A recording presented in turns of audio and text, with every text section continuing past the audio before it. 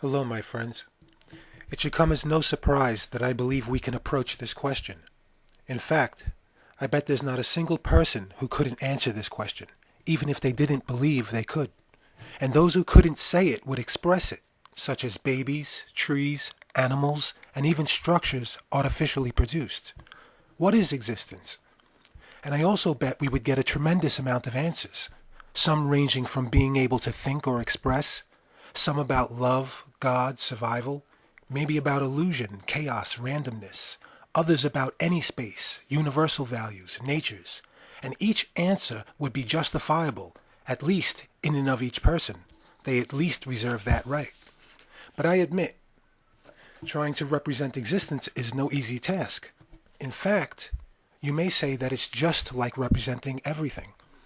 Perhaps our difficulty in thinking about it reinforces a feeling that we are limited by the tools and abilities we use to approach it, such as the brain, the body, perception, etc.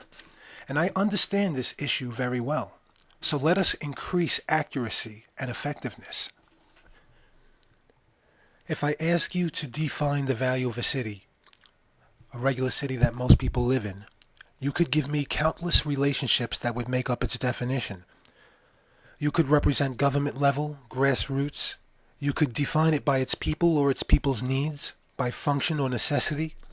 You could also define it natural just as much as unnatural. Even if we believed that there was no end to the value of a city, we could at least understand that the city has a value equal to everything we can define it by. The city would equal everything about the city, and that would also consider all the necessary as well as unnecessary things, including in the city or directly to the city, as well as outside of the city or indirectly.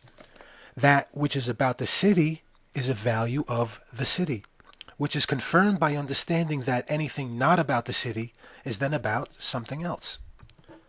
And this will be the exact approach we take when defining the value of existence.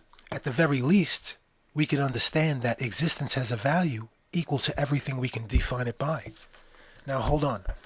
This is where we can justifiably worry about our limitations. But don't worry, because I got your back. Together we can represent everything, and here's exactly how.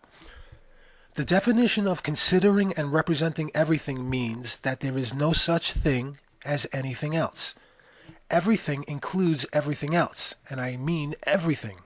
Whatever you can conjure up, believe, or recognize, and whatever you can't, don't, or unknown, it's all covered in the definition of everything. This is the elaboration of our city approach, which states that existence equals everything about existence. Then, everything about existence would equal everything that exists. Therefore, existence equals everything that exists.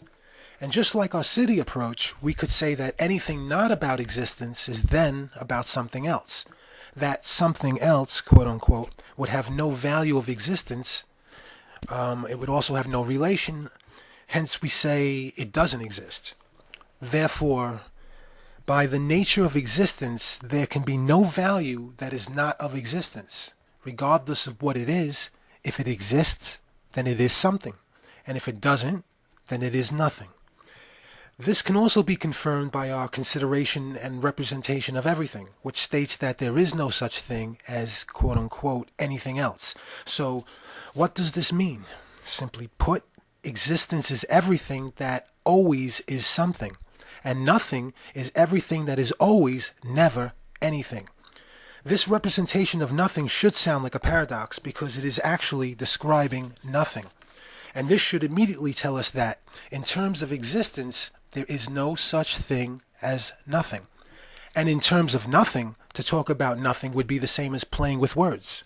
But if we insisted on playing with words, then we would still be in terms of existence. Therefore, our approach to existence will represent everything possible in every possible way, so that there can never be anything else possible in any other possible way, which certainly includes possibilities and certainly includes nothing if you still think it is actually something. Now call me crazy, but why would the value of existence equal anything less than everything that makes it up? So we're trying to represent a massive value here. the value of everything about existence. And now we will do so in terms of all its possibilities.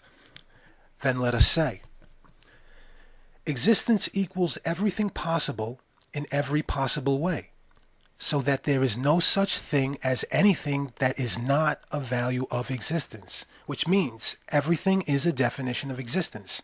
And we have supported this by understanding that there is no such thing as nothing. And if there is such a thing as nothing, then it is something that exists. And we also understand that by the term everything, quote unquote, we mean that there is no such thing as anything else.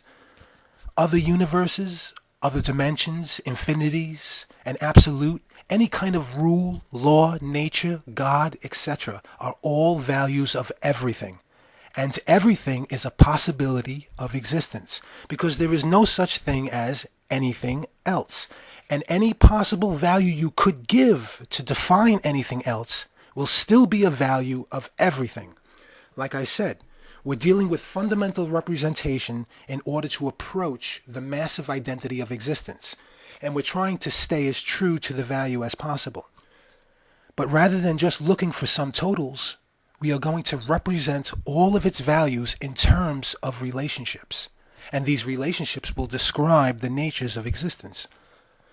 But before we go any further, I would like to discuss what we mean by relationships and how we can apply it to our approach. So stay tuned and I'll see you in the next video. Thanks.